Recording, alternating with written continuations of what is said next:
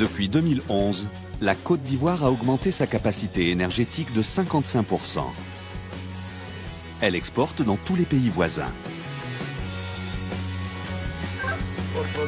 7 000 milliards de francs ont été budgétés pour tripler la puissance installée d'ici 2030.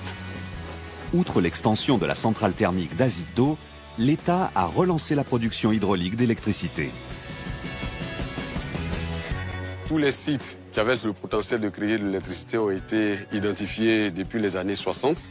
Soubré, qui est le 7e barrage de notre pays, la première pierre a été posée en 2013 et la mise en service est faite en 2017.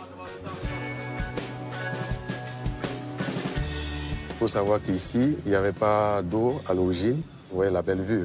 Nous sommes en contact avec la nature, sachant qu'on a pu sauvegarder toutes les espèces dans cette zone de biodiversité, que ce soit au niveau de la flore, de la faune, que ce soit l'impact social sur les hommes et tout ça.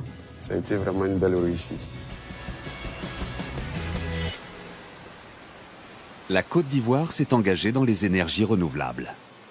Dans 10 ans, elles représenteront 42% de la production nationale. L'hydraulique ne pollue pas. L'eau, c'est naturel, on n'achète pas l'eau. Ça nous permet de réduire le coût de production de l'électricité au niveau national. Le coût de production en Côte d'Ivoire fin 2019, c'était 40 francs CFA.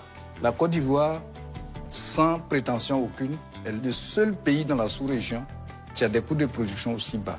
Tous les autres sont au-delà de 100 francs. En Côte d'Ivoire, on a eu une politique. Pour les petits consommateurs, ils ont un tarif social.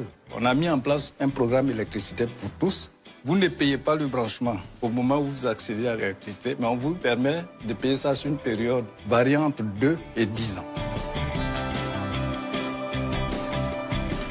Le programme Électricité pour tous a permis le raccord de 4 millions d'Ivoiriens.